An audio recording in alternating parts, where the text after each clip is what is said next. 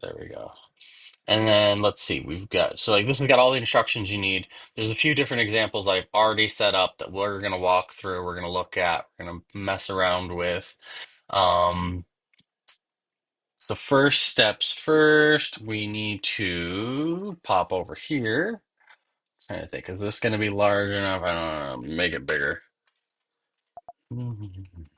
Make that bigger so it's easier for y'all to read.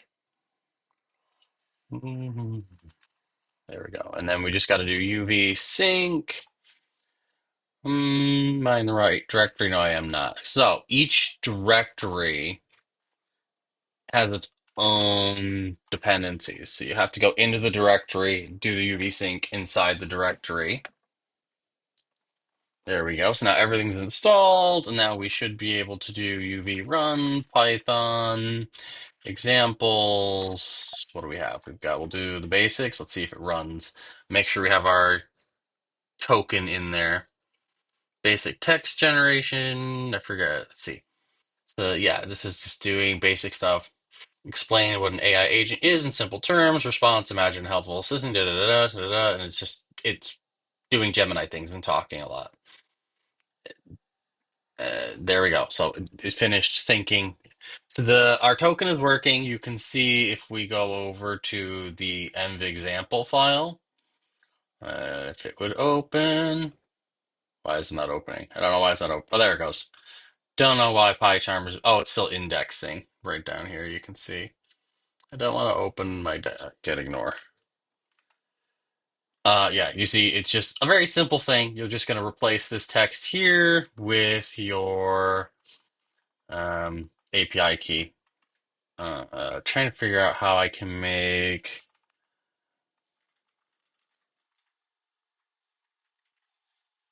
this text larger. 'Cause I'm imagining that's kind of hard to see. Um, Sorry for not having all of this set up a little bit sooner. Was that Command Shift? What was that key command? Command Control Shift dot.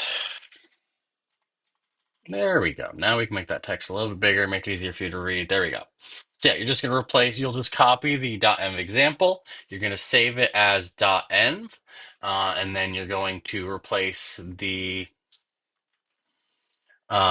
this right here with your API key. Right. Next up, let's just like look at some code here. So if we come into one sec, well, we're just getting into the interesting bit. This does not have the interpreter set up. Let me add that. Add a local interpreter. Select existing. Right here.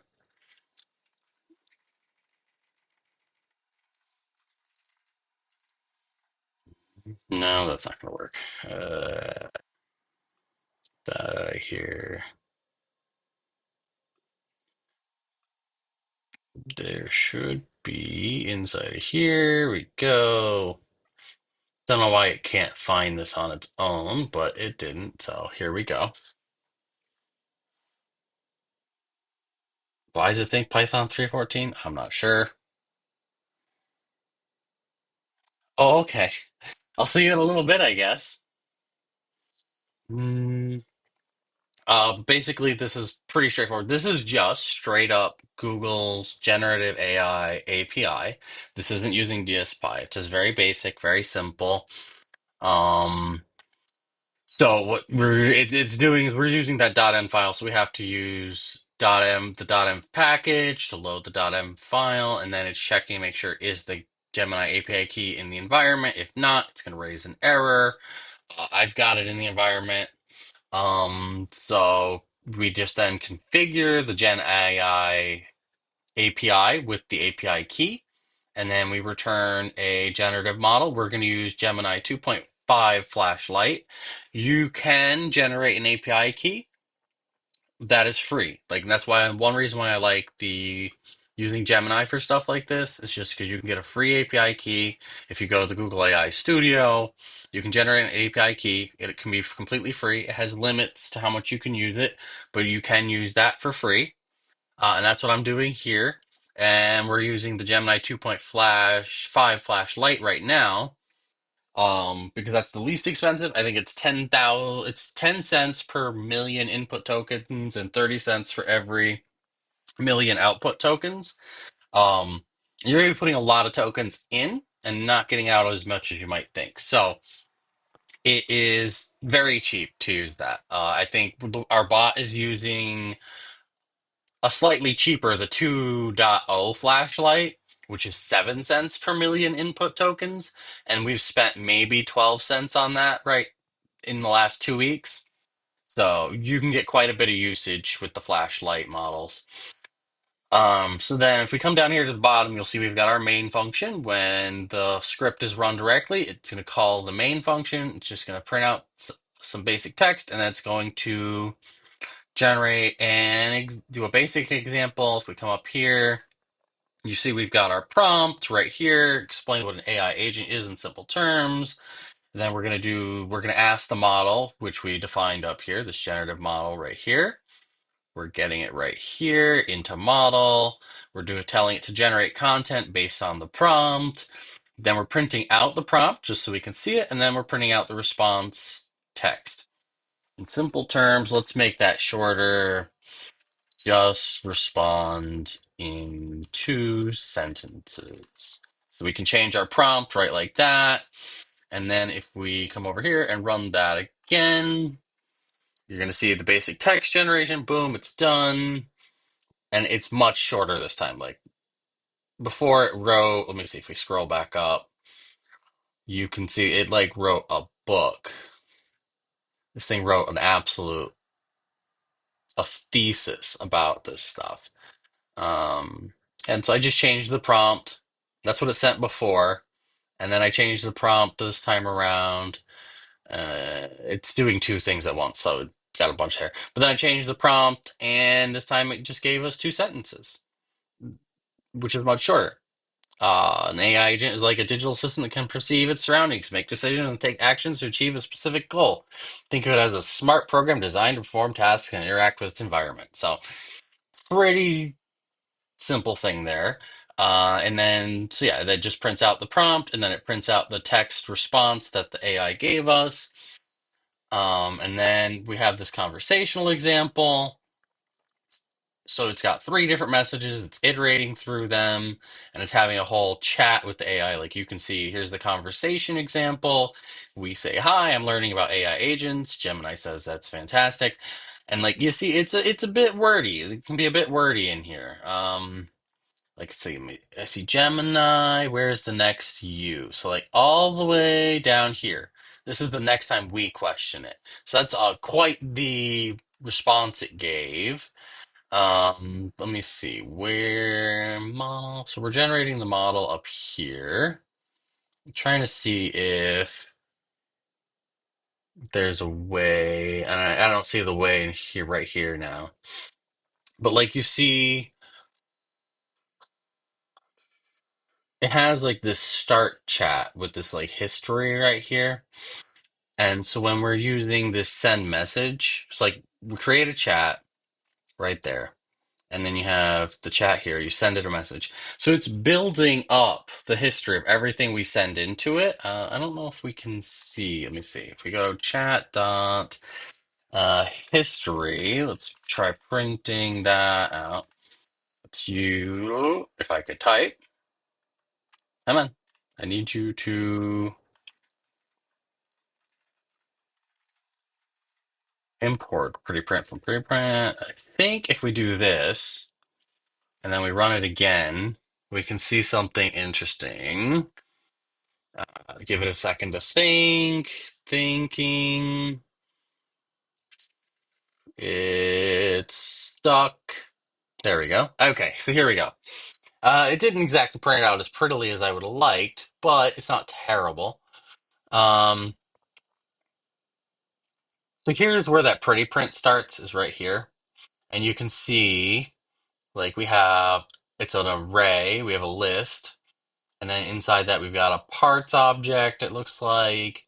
And it has text. Hi, I'm learning about AI agents, which, if you look right here, is our first message that we sent to it, right? And then as we go down, it says role user. So, like, that question was from the user. Then we have another part, text. That's fantastic. If we look at the chat up here, if we can find it. So we says that's fantastic. Yeah, so that's the next message in the response from the in the chat. And so like it's creating this history all the way down, right? Every time we send a message, role user, it has its reply, and you scroll down, it says role model. So that's the AI model right there. So as you're working through this and you're going through this, you see everything is inside this history object right here that we printed out, this chat history. Every time we send another message to the agent, it has to send that entire history back up to the AI. The LLMs are completely stateless. They don't have any recollection, remembrance, or anything of what's going on. They just get whatever you send. There's no history. There's no authentication with them. There's no session, no nothing. So if you want it to know what it's said in the past, if you want it to know what you've said in the past, you have to send it this entire history of information. And so that's what this chat, the start chat, is doing. It's creating an object that will handle tracking the conversation you're having and will make sure that that information is saved and persisted over time. So this way the agent knows what's happening and it doesn't lose track of what's going on. Like this is just a very basic example of just using Google's generative AI package to talk to Gemini. Um, there's a lot more you can do with that. You can literally anything you can do with AI, you can do through this generative AI package. But it's very simplistic. It's very basic. Like we could ask it, like let's see. I'm trying to think what is the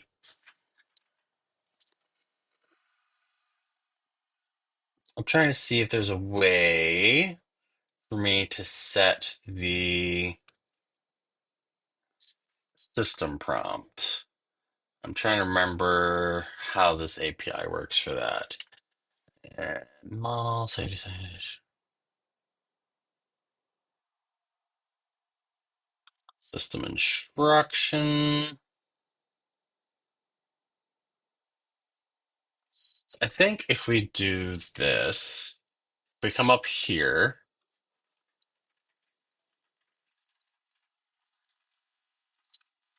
system instruction, please be brief, keeping responses to 2 sentences. And then if we come down here, we'll remove this, right like that.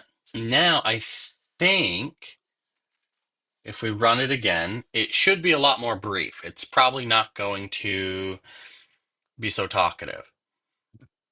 Yeah, here we go. So now you see everything is coming out as just 2 sentences rather than entire walls of text. So we gave it a system prompt that gets sent every single time with our, whenever we request it to generate some text, and it tells it how it should respond, how it should behave, how it should work. Um, so yeah, that's how that works. And like a lot of what we're going to be doing, what like you're going to set like most AI agents all have the same basic code structure. You're not going to do a whole lot of different stuff with them.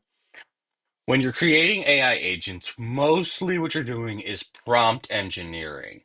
Um, and with prompt engineering, essentially what you're doing is you're writing that system prompt. You're writing that system prompt. Um, and that's going to explain to it like what is its job? What are its goals? How should it respond? How should it talk to the user? Like what should it not say? What should it not do? Context about what the environment is like. Is it a teacher? Is it teaching someone how to code? Or is it a Discord moderator monitoring messages to make sure that users aren't being abusive or saying mean things? So like that's where that would go. It's going to go inside your system prompt, your system instruction, telling the agent, the AI, what to do. And then you have your prompts, which are typically going to be like ChatGPT. If you go to the website, if you go to the Gemini website, you have your text box. You can put in what you want to say. That's going to be your back and forth. That's going to be this send message part. And that's going to be your prompt, like this generate content part. That's going to be your prompt. You're going to prompt it. It's going to come back. But inside of that, every time you do that, it's also getting sent the system in prompt that has been set by whoever created the AI. Some tools will let you set those prompts in the settings and tweak them and do them what you want with them. But typically, when a user is talking to an AI, they're not dealing with the system instruction. They're just dealing with the history by setting messages in that array, and then that whole array is being sent back to the AI. So let's see. Let's move on to why is this open? Let's get rid of this. We don't need to see everything inside the VM. We'll move on to the DSPy intro. DSPy is just a really handy Python package for working with AI models because it makes it easy to get back formatted data. Because when you're talking to AI, it wants to talk. Like, I don't know if you've ever noticed, like, especially like Gemini really likes to talk. ChatGPT, was it 4.0, really liked to talk.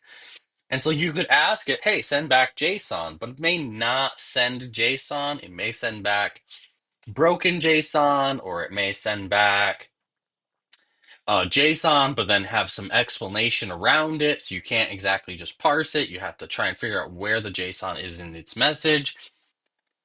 And like you can try all kinds of different prompting things, but DSPy essentially does all that for you. It has all the retry logic. So like if it gets back a broken response, it can retry and try and make it correct the response. But you'll see like we have, instead of importing like the Gemini generative AI package, we're just importing the DSPy package. We're doing something similar. We're loading our .env. We're checking to make sure our API key is there. It's using the same Gemini API key. Under the hood, it's using all of the same Gemini APIs. So it works fairly similarly. Um, uh, DSPy under the hood uses Light LLM to talk to Gemini, so it's not using the same generative AI package from Google. But they all under the hood are using the same REST APIs and whatnot to talk to Gemini. In DSPy, you're going to create a language model. We're going to again be using the Gemini 2.5 Flash-Lite. We're passing in our API key, and we're configuring the DSPy environment with the language model we've created. So then the next step is going to be now, so like you have your prompts and you want to pass in certain information and you want to provide certain context and you want to get back a specifically formatted something or other. Um, in this example, we have a basic QA where we're going to ask a question, which is going to be our input field. And then we're going to get back an answer, which is going to be our output field. And we're going to describe that so the AI knows what exactly we're looking for. We want a clear, informative answer. Um, and then if we come down here, let me see. Let me see. Is this one? Yeah, this one's using QA. Yeah. Yes. And then we just want it to generate text. We don't want it to do anything crazy. We don't want it to do any function calling, anything like that. So we're just going to have it predict what the text should be to answer your question. So we're going to pass in that QA signature from above. We're going to tell it we want to do a prediction. So now we have a QA prediction object. And we're going to pass in a few different questions. Trying to see. I don't know if this actually has history or not. I don't typically use this one, so I don't know. But so we've got our different questions. We're going to ask question after question. It's going to show the question.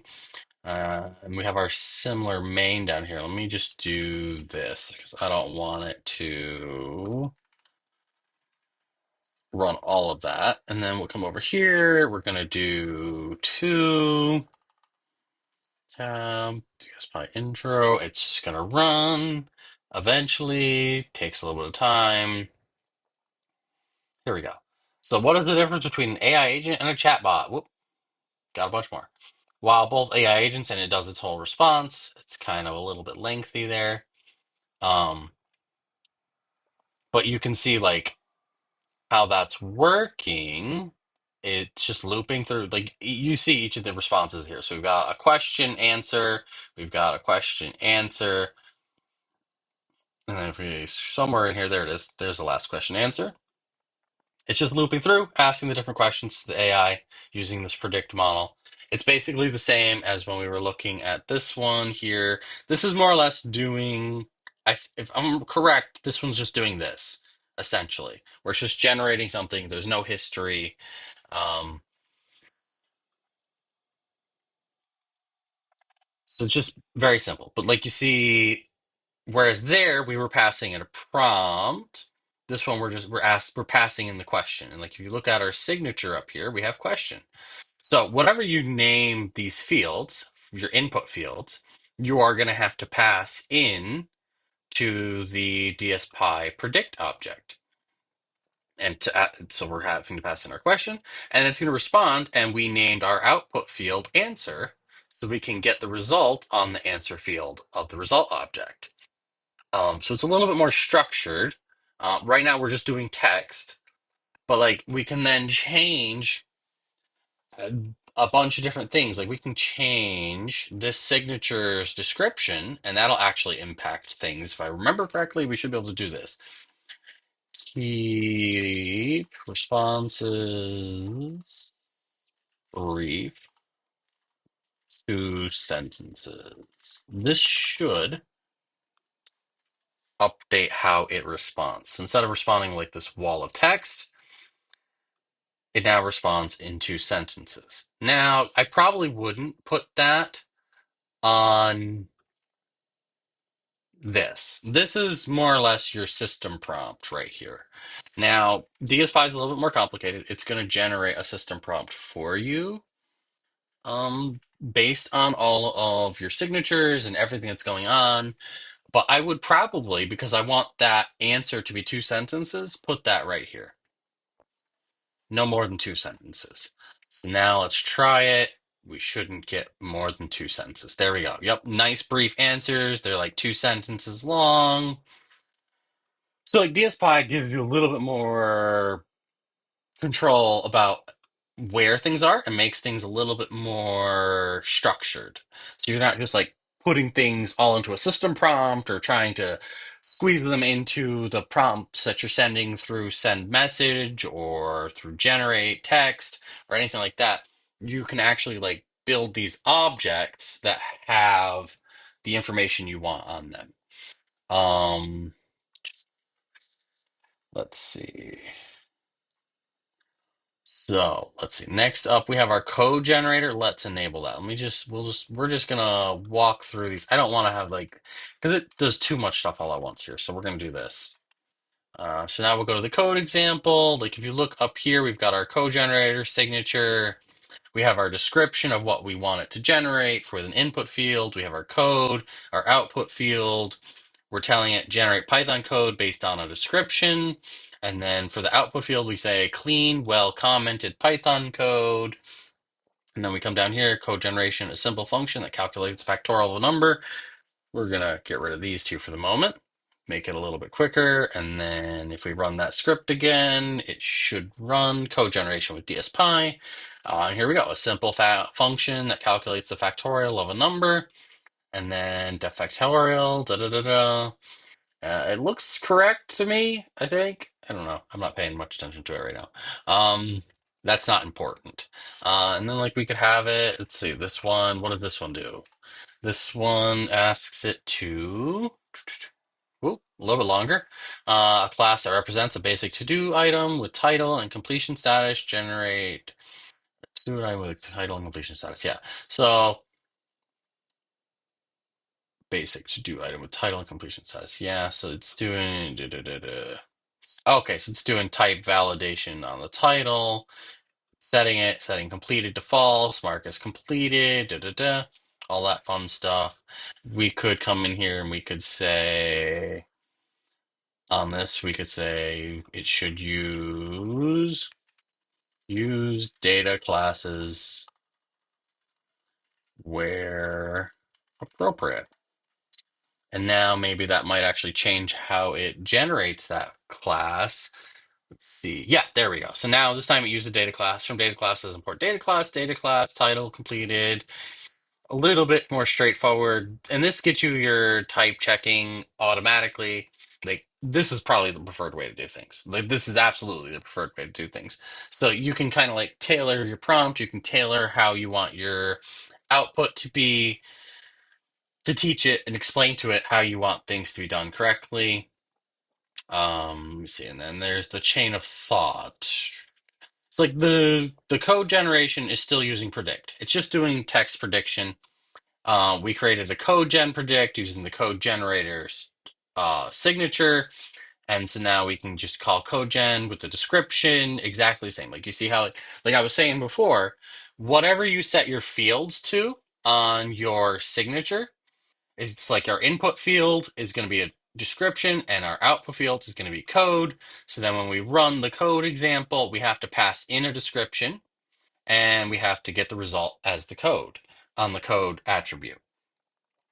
Now let's see, we have a more complex one here with the chain of thought. This is going to be enabling reasoning. So we're going to be doing something a little bit more complicated here. We'll run that again. We'll see how it explains, how it outputs. Let it think. It's thinking a long time. Just reasoning usually takes a little longer. So we're asking, how would you design an AI agent that can help users manage their daily schedule? And then we have a reasoning. Here's a breakdown of how to design an AI, da da da da, all this information. And then it finally has its answer, designing an AI agent to help users manage their daily, and it's just like got bullet points and bullet points and bullet points. So if we look at, did we have a signature for that up here? It doesn't look like it. So we'll come down here, we'll look at the chain of thought. Oh, here's the signature. Got put down here for some reason. So it takes in a question. It's gonna be an input field, and then we have a reasoning output field, which is the step-by-step reasoning process. Then we're gonna have an answer with an output field, final answer based on the reasoning. Um, we're gonna set up DSPy. We're gonna do. Oh, it's doing predictus here as well. I could have sworn. There was a type for, yeah, there we go. That should, does that change how this behaves? Let's see.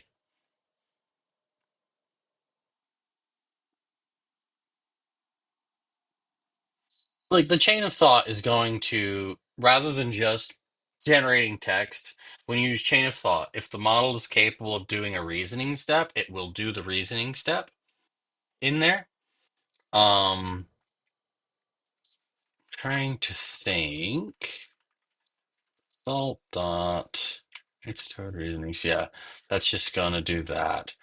So I don't know how I would pull out the reasoning information. I can't remember like how I do that, but that's not really important. It's just there's different kinds of what do they call these? These are they call them modules.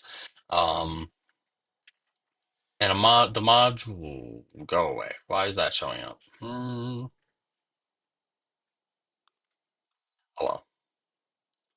Well, now we can see that I did all of this today. Not useful, but it's there now. And I don't know. I like I know kind of how that happens, but I don't know. No, I don't want to do that. Can I close annotations? There we go. Ah, well, there it is. like that. All right.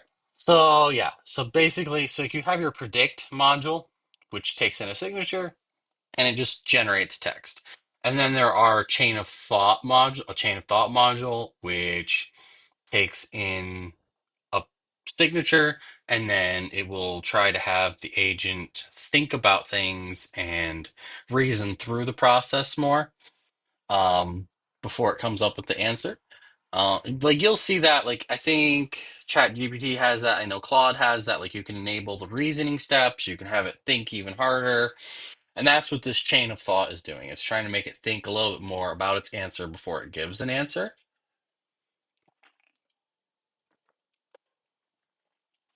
And then like we can do the same kind of stuff. Like we could say, if I hit the right keys. I don't use this keyboard for as much as I would like. I tend to use my laptop mostly. No more than two sentences. And then if we come over here and we run it again, it's like the reasoning is going to be very long.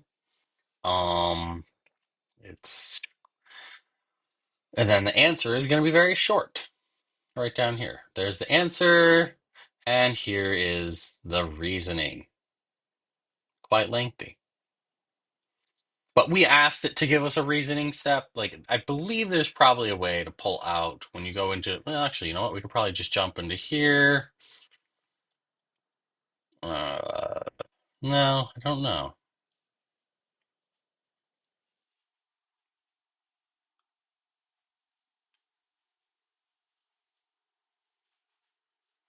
It's like under the hood, it looks like it's like looking at the chain of thought module, it's actually just using predict under the hood.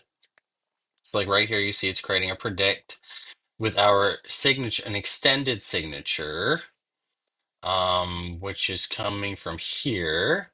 So it's using signature.prepend, name equals reasoning field, rationale field, type rationale field. And so it's generating a whole bunch of different stuff for us. So it's like coming up with a description, reasoning. The reasoning is coming from us, I think. Where is that coming from? Oh, no. That's actually going to the model, right? So that's just a regular string. Where's description? Yeah, description is being passed as an output field. The prefix is reasoning, rationale field, rationale field info, none. I'm just trying to understand how this works exactly. So it looks like it creates an output field, um, where it tells it to think step by step. So like literally it's just telling it what to do under the hood, which is what more or less what we did in our code here. Um, because we told it in our chain of thought, answer complex questions with a step-by-step reasoning. And then we asked it, whereas we could just do chain of thought and we could pass in rationale field. So we could pass in our own rationale field. We could pass in that doesn't work. I don't know why it told us to do that. But yeah, so you can pass in your rationale fields. You can pass in a rationale type, which it's defaulting to string. You could give it a different type and it would try to fit it into that type. But the idea is with DSPy, you have different kinds of modules that you use for generating your responses from the AI. And they all have a very similar, you pass it in the signature, and now you can call that module with that signature's interface, the same like signature, and it will then generate the response based on how DSPy built the system prompt, essentially, is what's happening here. Like your extended signature is right. So like the signature and signature is we're passing in signature. This is what we're passing in. If we come back over here, we're passing in our chain of thought signature right here. It gets passed into here. They make sure it's a proper signature, and then they prepend. some reasoning information with a field type, and that field type is going to have this body. So it's asking the LLM to insert its reasoning into here, and it's giving it this instruction reasoning. Let's think step by step in order to, and then your instruction. So you wouldn't even need to write this. Answer complex questions. So by using the chain of thought, the DSPy chain of thought, we don't have to tell it to use a step by step because inside of the chain of thought, it's telling it to use a step by step, which is then prepended onto our signature. So now if we came over here and instead of doing, I want to get rid of this. This is not the correct way to do that. The correct way to do it is going to be this rationale. Wait, where is it? Does it have rationale field? I'm trying to see what it's naming this. Oh, reasoning. There we go. So it is going to be reasoning still. So now we should still be able to access that, even though we took it off of our signature. So if we run this,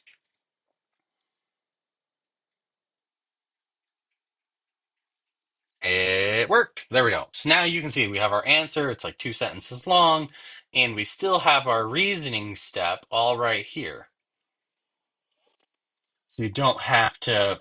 So by using the chain of thought module, you get rid of the need to do all that extra setup and all that extra boilerplate.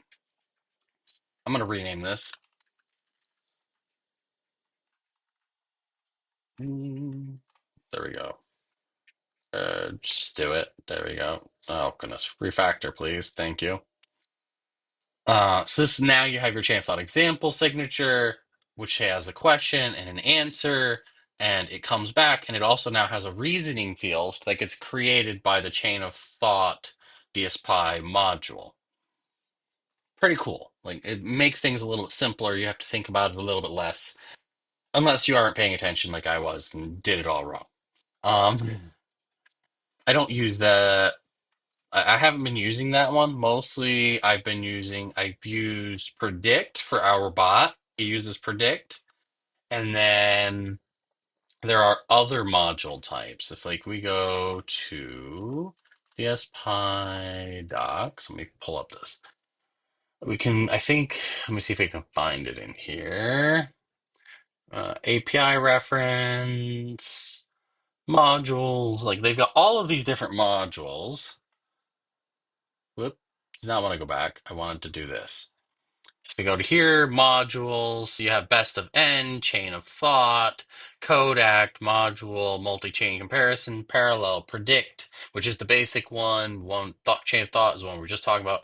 Program of thought, react, and refine. So like we can let me see what on earth are some of these. Well, program of thought. What is this? A DSPy module runs Python programs to solve a problem. This module requires Dino to be installed. Please install Dino. Da da da da. It's a little bit annoying that I have to have Dino to use Python, don't you think? Um, but it is interesting that it can use Python under the hood to accomplish some of this. I'm curious, like if we come over here, come back over to PyCharm, like let's take a peek at that DSPy dot program. Yeah, program of thought. And we jump into that. We can see what is it doing. It's taking our signature, max iterations, it's taking input fields, output fields. We're doing a chain of our code generate is actually a chain of thought that has a signature with a few different fields on it. Then we have a code regenerate chain of thought. Then we have a generate answer chain of thought. It's like this module itself is using three different chain of thought modules. And then we have our Python interpreter. How does that work? So like I'm wondering if this is using WASM under the hood? Is it like loading Python in a WASM environment for isolation? Doesn't. Oh wait, here we go. Python runs going in a sandbox environment using Dino and Pyodide. Yeah, so it's probably using Pyodide is a WASM compiled version of Python. Dino can run WASM, so it's likely just spinning up some kind of Python environment inside a WASM container to keep things isolated, which is actually pretty cool. And then, so like that's what the champ program of thought is doing. It's chaining together a whole bunch of modules and attaching that to a Dino WASM container, which is pretty crazy. Let's see, what else? What other modules do we have? Whoop. Let's see, we've got multi-chain comparison. Doesn't really explain what it does it? Let's take a peek at it. I guess I love just doing like this where like you dive into the code. There we go. And this one has no explanation of what it's doing. We have an M3, we have a temperature, we're taking in a signature. I don't know what M is. There's no module explanation. Like it's doing all kinds of stuff. So when you call the module, so like if we go back over here, you can see right down here, we create this chain of thought module with our signature. We put it into cot, and then we pass in our question, da da da da, right? So this step right here, we're passing in our signature. Then down here, we call it, right? That will call forward. So forward is where all the work is going to happen. So if we ever need to make our own module, we can define how it works inside the forward function method. It's like right here, it's going through multi-chain comparison. So it's doing completions. I'm just trying to understand it, see if I can understand what it's trying to do. It's doing a lot of cleanup. It's getting the rationale. So yeah, it's doing something. I don't know exactly what, but it's doing something. But it is using predict under the hood with a temperature. Very interesting. But yeah, so that's another one. And then there's the one that's really interesting is this one right here, React. React stands for reasoning and acting. Um, and this is where you can get like tool calling. So you can say you have an agent and it has a reminder tool and it has a web search tool and these different things. And it will then be able to call those tools based on what you ask it. So if you tell it, I need to have a reminder later today, it'll know. It needs to use the reminder tool and it'll create that reminder for you. Um, see if it has an example in here. I don't think it does it?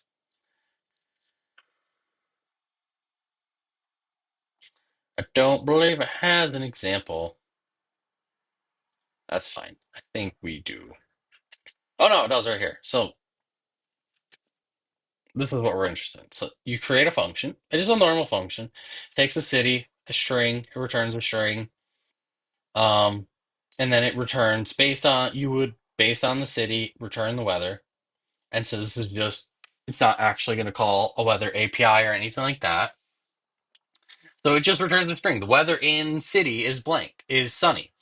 Um, And so whenever city you pass in, it's going to say it's sunny there. And then you pass in this special format. Like you could create a signature or you can use their little special shorthand right here where you say you have a question that goes to an answer. And then we're going to pass in the tool get weather. And then we're going to do our React module. We're going to call our React module because we created the React module right here. We're going to pass in the question that we defined here. We're going to say, what is the weather in Tokyo? So like you see, we're giving it a prompt. we're not telling it Tokyo. We're saying, what is the weather in Tokyo? And it's going to have to figure out, oh, you want to know the weather in the city of Tokyo. Like we could take this right here and we should be able to actually run it. We come over here. Let's come down to main. We'll get rid of all of this. We'll just comment that out. And we'll just paste that right there. Print answer. So like answer is defined right there. So we're going to grab answer from it. We're going to pass in that. Da, da, da. And now if we come over here and we run it, it should tell us that the weather in Tokyo is sunny. And it exploded. Why did it explode? I'm not sure. Oh, because we did not call setup DSPy. So now we'll set up DSPy, and now we'll run it, and it should now say the weather in Tokyo is sunny. The weather in Tokyo is sunny. Would you look at that? And we can change that. We can say instead of Tokyo, New York. We'll give it 2 words, a name that has 2 words in it, and it should still work. And the weather in New York is sunny. And then if we change this and we say, how far away is New York? It shouldn't. This is a very small model, so it may get confused. It shouldn't tell us the weather. Yeah, it says, I am sorry, I cannot provide information about distances. My capabilities are limited to providing weather information. And like, if you look at this, nowhere in this module are we telling it that it's a weather agent, that it gets only the weather. The only reason it knows that is because the tool itself is named get weather. So it sees the name of the tool. It says that's the only tool I have. So I must only be able to tell the weather. And like that's all because like we can come in here, da, da, da, if we look at this, we can get an idea. So it's just like loading all this information. Uh Instruction dot extend. And so it's giving so like this React module is adding in a whole bunch of other instructions. You are an agent. In each episode, you will be given the fields inputs. And so it's telling it what fields that it's being given.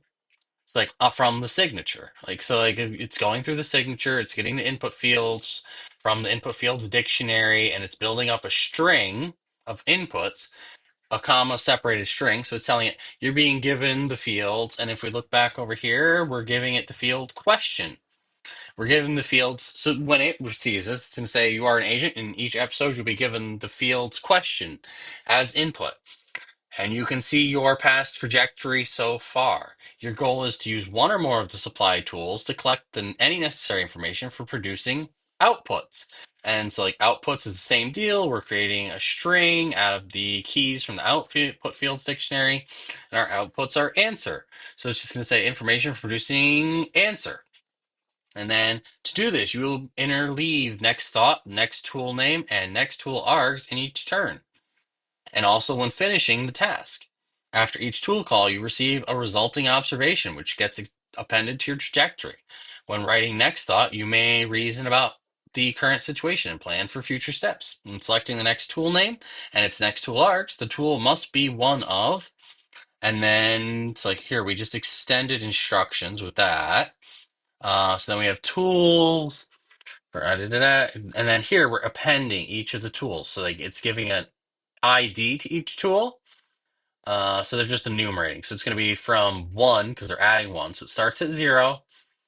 Why did they not just do start equals 1? I'm a little confused on that, but whatever. Who am I to question the creators of DSPy? But so it's going to start the IDs at 1. It's going to give it the tool name. So this way it knows. And then, so like that's added now to the instructions after this. So the tool must be one of, da da da da. And then append when providing next tool args, the value inside the field must be in JSON format. So it's building this whole system prompt based on everything we've provided to DSPy, just so we can keep our code as absolutely simple as possible. It's just this right here. And it's going to build an entire React agent that can use tools. And it actually did, like you see, I'm using Flash-Lite and it did work. So I think the Discord bot, our Discord bot, is going to have to get some new tools added to it so it can do some funny things. Um, and like you've got all these different things. Like, so we have a signature, we're getting our input fields. The React signatures are, so we're going to have a trajectory, we're going to have a next thought, we're going to have a next tool name, we're going to have a next tool args, allowing it to call more than one tool. Um, I bet you. Let me see. Let's see if we can play with this a little bit. Date, string, and then if day. Now we're not going to do days. We're going to do day of week. Match day of week. Case dot lower. We're going to do this. Match Monday or Tuesday or Friday. The weather in city is rainy. And actually, we're going to do this. We're going to do weather equals rainy. Wednesday, Thursday, sunny. Saturday, Sunday, cloudy. And if it's an unknown, it'll say unknown. Actually, we'll do this. We'll do raise, value error, invalid day of week, day of week. All right. And then it'll say the weather in city is weather. There we go. So now we have a little bit more complex day of week. Da, da, da. We're going to get our question. We're going to get our answer. Now we can say, what will the weather be like in New York on Monday? And now let's see what it does.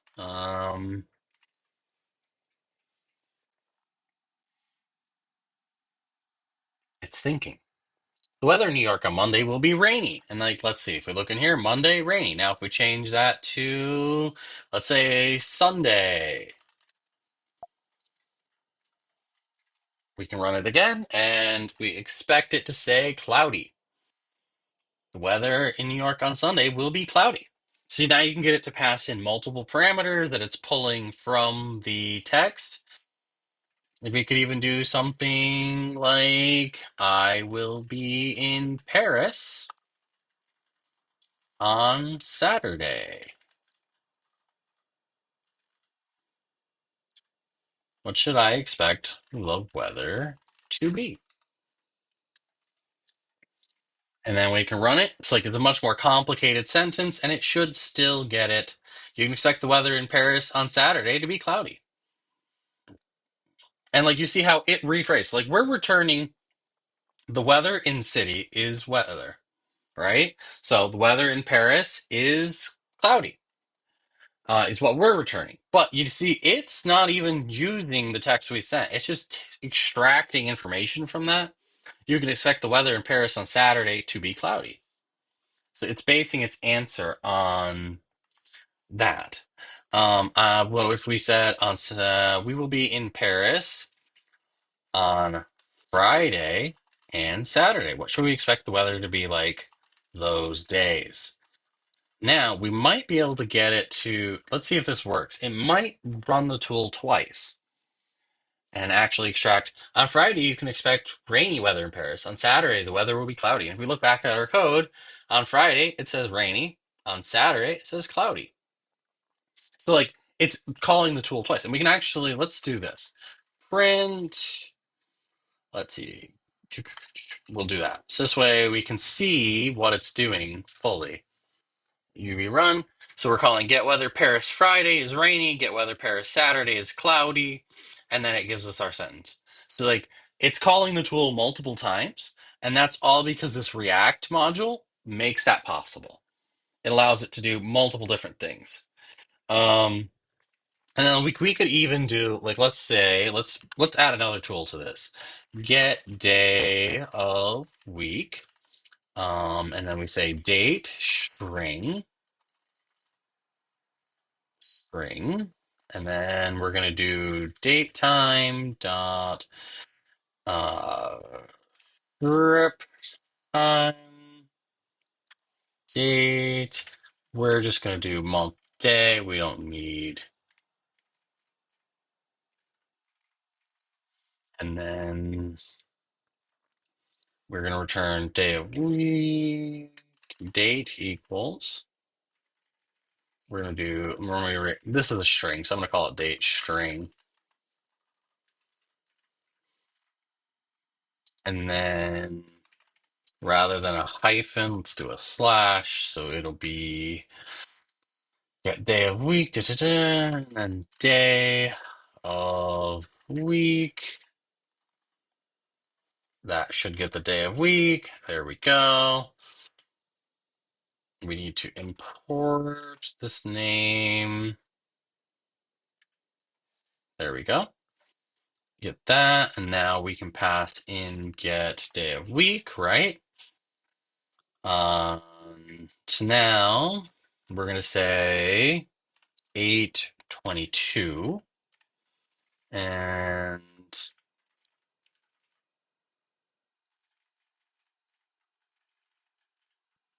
let me think. I'm trying to just make sure. Let's see.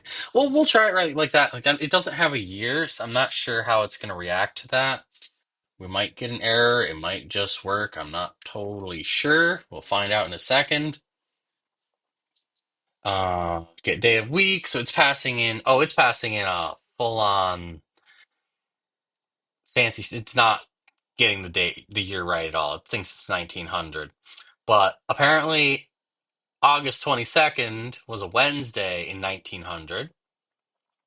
And then Wednesdays are supposed to be sunny, right? Yeah, Wednesdays are supposed to be sunny. So, like you see, it did a get day of week. It passed in a timestamp. It converted our date to a timestamp. So, I wonder, since the AI is doing that on August 22nd, it might even do the same thing here. Let's see. It's running. Yeah, there we go. It got the same thing. For some reason, it called get weather twice. I'm not 100% sure why. The weather in Paris on August 22nd will be sunny. And then we could even do something like what day of the week is September 1st? And then we can 2025. We'll do that. And then we can run that. So this time it should get the year correct. And it should just give us the day of the week if it finishes.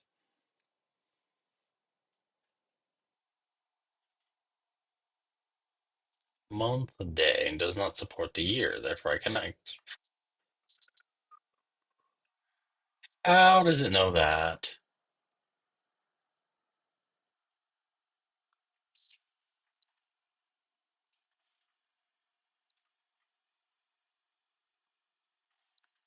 You know what? Let me do this. From ISO format. There we go. Because it's giving me ISO format.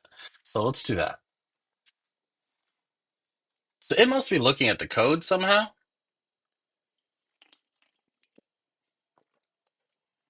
And let's check the calendar.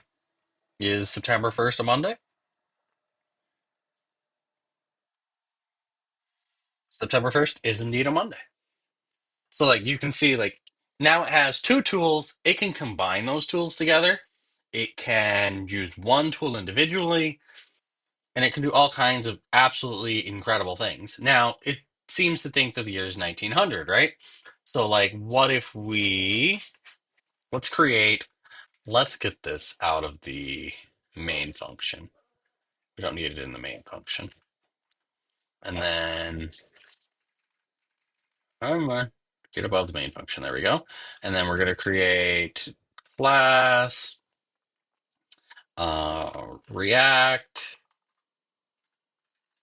agent signature, DSPy signature, question, answer. There we go. Final answer based on the reasoning. No more than 2 sentences. And then we're gonna tell it the current year is 2025.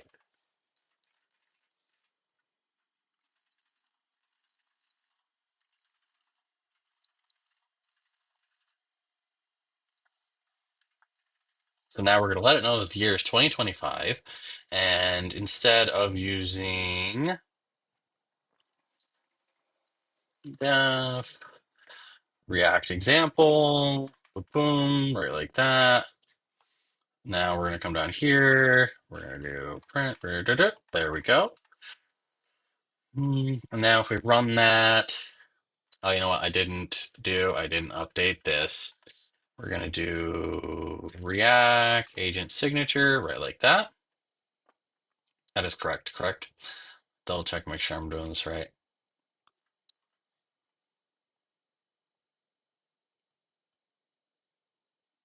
There we go. So yeah, that should be correct. Let's come over here, run it. React example. Get day of week, Monday, September 1st, 2025 will be a Monday. And then like we can do fun things and like you see right there, I still told it 2025. Let's get rid of that. Let's get rid of that because I want to see if it gets the year right. So like I made it a signature because that allows me to pass in more context. So like I can pass in the year. And like now you see it has the correct year. And then I could say if we come up here, let's say let's update the React signature today equals DSPy dot input field description today's date in ISO format. So now we're going to get rid of this. We're going to have today. And then when we call React, we have to do, there we go, datetime now dot ISO format. So now we're passing in the date. And now we can do something like,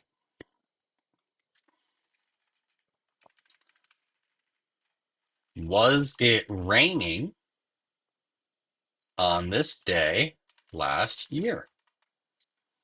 And now, let's see. Let's see if it works.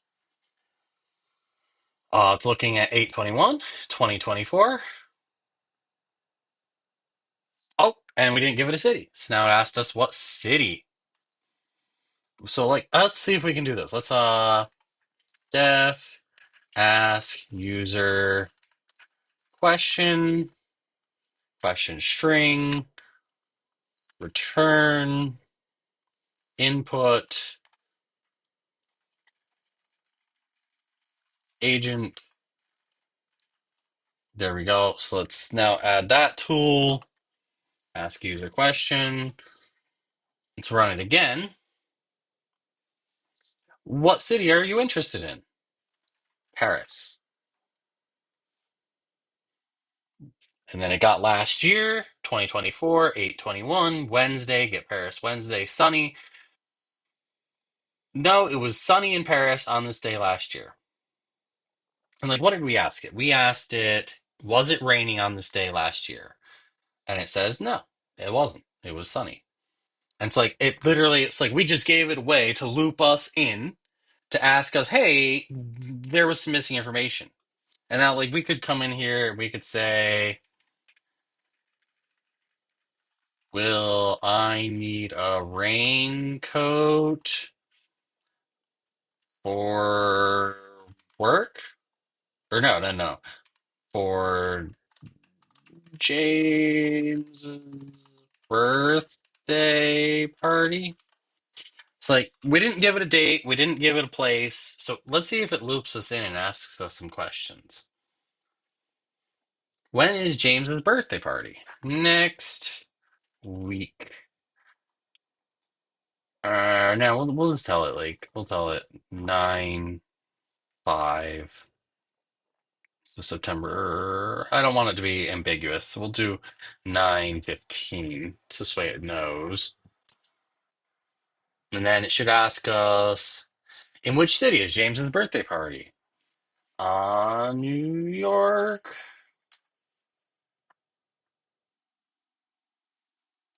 Yes, you will need a raincoat for James's birthday party, as the weather in New York on Monday is rainy. So like there, it literally looped us in twice. So it called the ask user question twice, and then it got the day of the week for September 15th, because we told it September 15th. Found out it was a Monday. Then it realized it needed the city, so it asked us what city, and then it called get weather for the city for a Monday and told us it was rainy. And it created a whole response to explain what needed to be done. So like you see how simple DSPy makes these React agents. So like you can literally create new tools. You don't have to describe hardly anything. You just give it a nice name, you give it good parameters, and like it seems like it's able to look at the function itself to determine like exactly how that function works. I'm curious about that. I'm wondering. Um, sorry, I've got to format my code correctly. There we go. Um, so I'm wondering if we go into this React agent, how is like we're passing in tools right here. We scroll down. So it's checking to see, is the tool that we passed in a tool type or is it not? If it's not, it creates a tool type. Can choose to specify name, description, args types, da, da, da.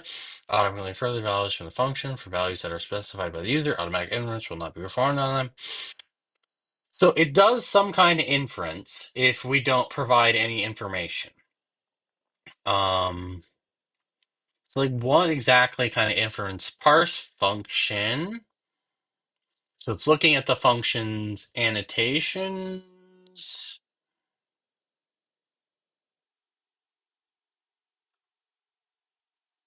Let's see. I'm curious if it's like pulling in it's looking at the doc, it's looking at the name, it's pulling in the signature of the function, it's looking at type hints. I'm wondering because like it told us that it could only do month and day. It couldn't do year, which was correct according to the code, but nowhere in the signature of the function, nowhere in the description of the function, nowhere in the name of the function did we mention it's only month and day. And then when we changed it to use ISO format, it suddenly just let it work. So it understood that at that point it was actually using a different implementation. So I feel like it must look at the body of the function, but I don't see where it's doing that. It should be happening somewhere in here.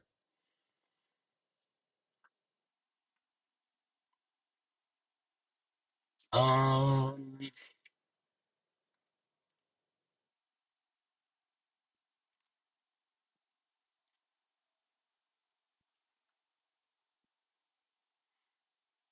like this was one that was since we're here, like this is something that's cool. It actually will work with like tools like LangChain. So if you're using LangChain, you can also use Do It DSPy. Like there's compatibility between them. That's interesting. So I don't see where it's parsing out the function body anywhere. So I don't know why it knew.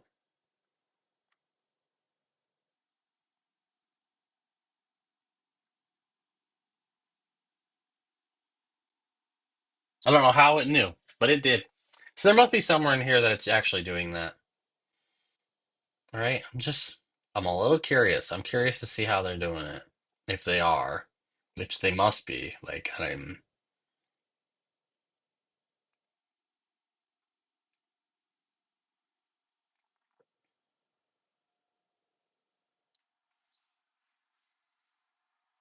yeah, it must be buried deep in here somewhere. But yeah, so that's how you build an agent that actually can do things. And now that I'm seeing that it's actually working with Flash-Lite, because that's all we're using. Like if we scroll up here, we're telling it use 2.5 Flash-Lite. Um, we're definitely going to be implementing some of this on the Discord bot. So we're going to be able to do some more interesting things with the Discord bot pretty soon. Um, but let me see if, because we've already kind of dove into React. I feel like that second example gave us a good, yeah, here. This one is simple agent, example three. Um, we're conveying it with Flashlight, all the same stuff. We've already seen that. We have a signature with a user request. We have a task type output field. We have an extracted information. We have a calculator. We have a question answerer. We have a reminder creator. And then we have our simple agent. It's a class. And how does it work? Let's see. So we've got we've got to predict, we've got to predict, we've got to predict, we've got to predict. Okay, so this is not actually using um React, which is a little disappointing. I had the AI generate this one, so I didn't actually know what it was doing, and I didn't give myself enough time. That's what I did. I did not give myself enough time, so I didn't have time to review this. And that is why we had audio issues when I started the stream. Uh but like you see, it's how is it handling this?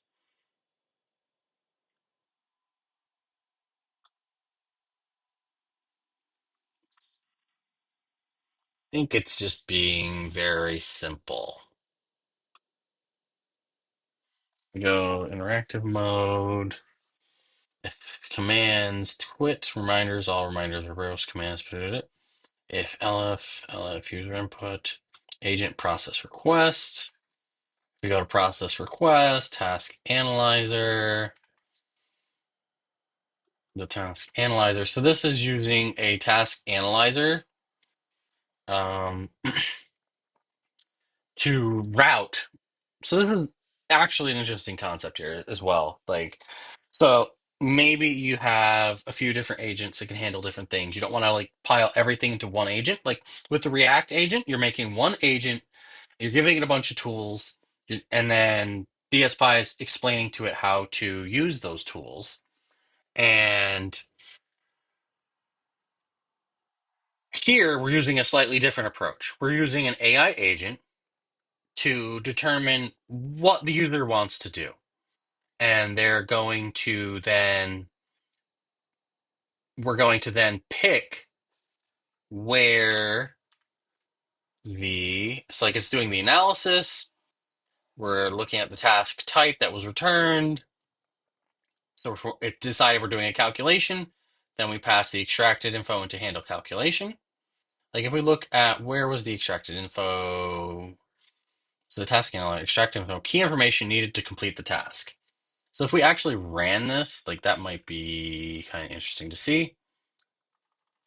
3, run that. And then we're going to do it in 4. Set a reminder to buy bananas. So like we set a reminder to buy bananas, task analysis, user request, set a reminder buy bananas, module response, task type, reminder, extract info buy bananas, creating reminder, reminder creation, DSPy prompt, input request, set a reminder to buy bananas, model response, final response, reminder created, buy bananas, suggested time. But so it's using a router to route things from one agent. So like one agent looks at the user's request, determines which agent needs to be used, and routes off to that agent. And it's you could do that using tools. You could have a tool for each agent and let it call each agent, and then you get a nice summary of like what happened, what agents were used. It can pass information between different agents. This is a little bit more of a rudimentary router where we're routing based on the just like what kind of task it is. And so, like, if we have a task that's outside of that, or if we have a task that might require multiple tasks, that's not going to be possible using this approach. Which is kind of the beauty of using the React module is it can call many tools. It can take out the return from one tool and pass it into another tool, and it's a lot more flexible, and you get a very powerful system very quickly just by providing tools to the agent, because the LLM itself is capable of doing some crazy things once you introduce tools, and it does all the wiring for you. um, but yeah, it's a pretty interesting system. I'm going to create a fourth example, and it'll be that. So we're going to do O4 React agent, and then inside of we don't want to add that yet. So we're going to come back over here to two, and I want to take this. We'll grab that. We'll come back over here. We'll come back over here. Then we're going to copy this right like that.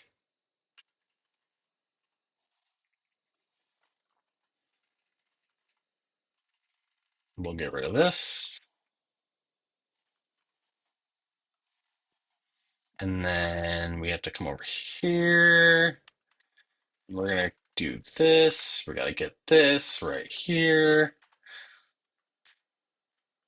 and put that up at the top. So I'm gonna add this to the repo so you guys can get to it. You can see it later. I think this is probably the most interesting example. This is the one that I think most people would find the most interesting, at least. We're gonna do match input. Hi. What would you like to do?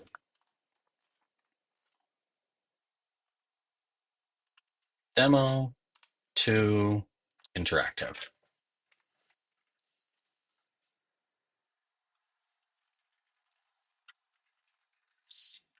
Mhm. There we go. So now we have like a real simple, and we'll do that. Set you input on the next line. And then we need to create the interactive mode.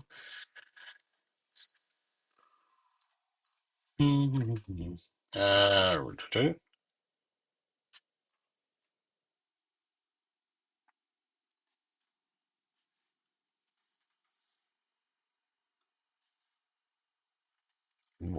we'll do this. We're going to do this. User input, user input. Actually, no, we'll do this.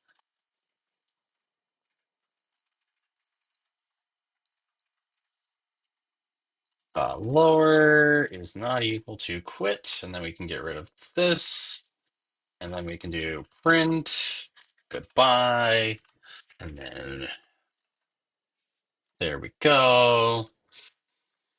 Now if we run this, and we'll do for React agent.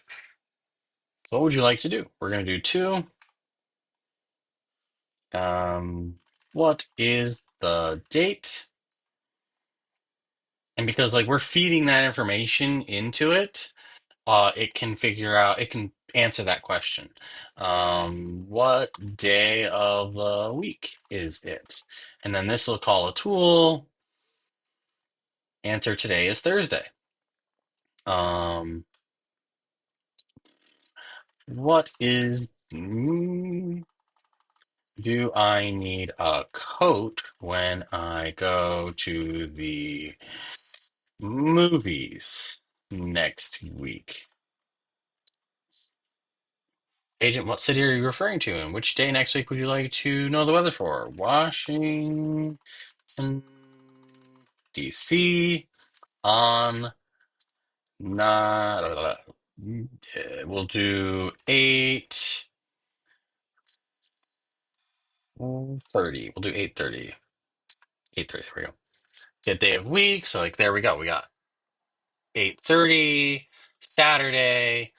Get weather. It'll be cloudy on a Saturday. The weather in Washington, D.C. on Saturday will be cloudy. What kind of weather would make you want to wear a coat? Cold weather. And I don't know what it's going to do with that because I don't think it has a history. Maybe it does.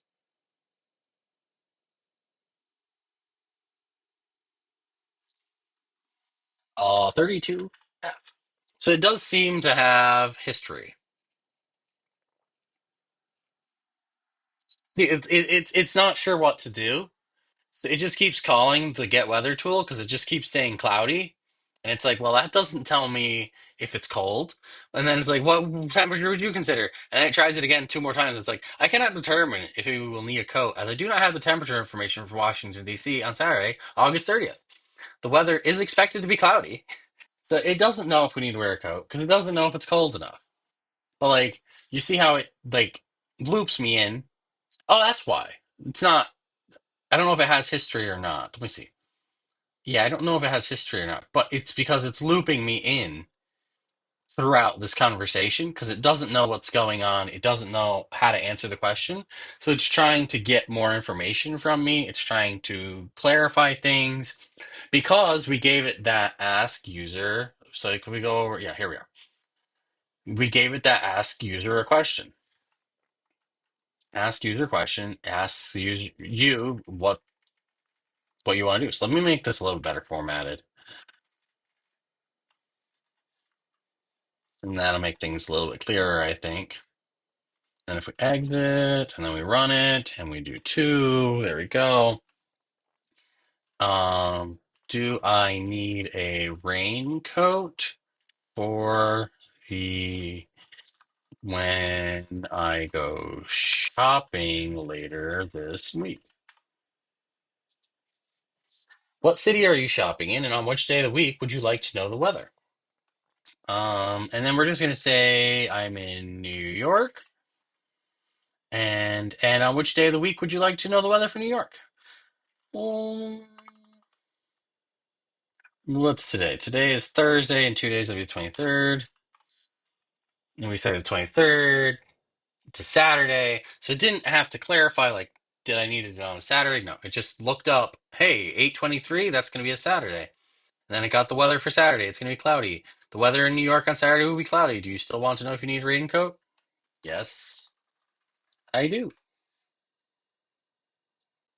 And the weather in New York on Saturday will be cloudy. Would you like to know if there's any chance of rain? Yes. Like, it's a little bit confused right now. Yeah, it's gotten into a loop.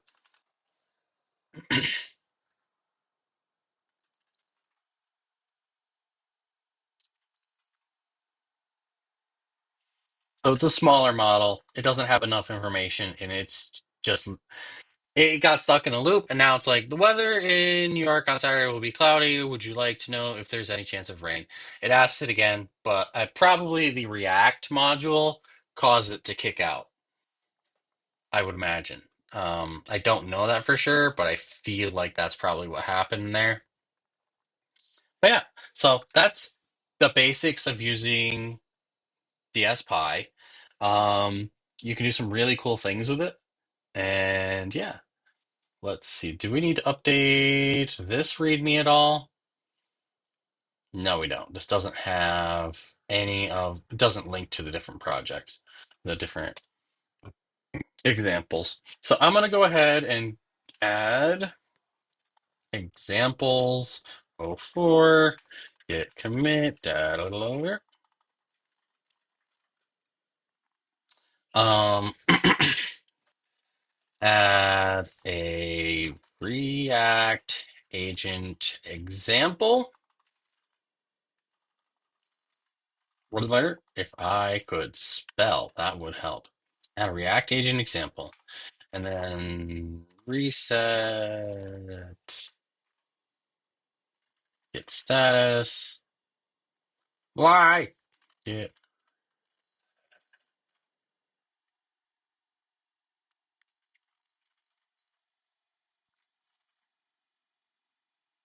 Why did it not get rid of those changes? I don't want them.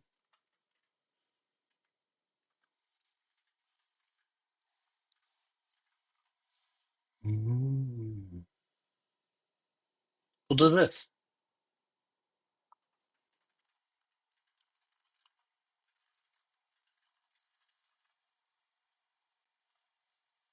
That'll work.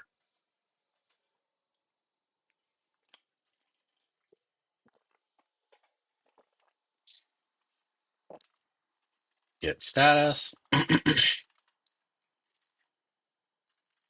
Hit push. And so now that'll all be available if you go on to our live stream repo. Um, I'll drop that in chat this way if you guys want to get that. Actually, let me make that link a little bit shorter. There you go. Live stream projects repo on the Smarter Dev organization. Hopefully, we'll have more of these live streams. I don't know what you guys might want to do in the future. Reach out to me on Discord. Let me know what you guys are interested in, and we'll absolutely be doing this again in the future. It's a lot of fun. Today was a little bit chaotic. I didn't really have everything prepared. Hadn't had this is the second time I've done a stage, and the first time I didn't have audio, couldn't figure it out, and today we spent like a half hour trying to figure out the audio. So we finally figured out the problem. It's very weird. It seems like it's a bug in Discord. Hopefully they fix it. So, yeah, that's everything. Y'all have a great day. I'll be around on Discord. Have fun.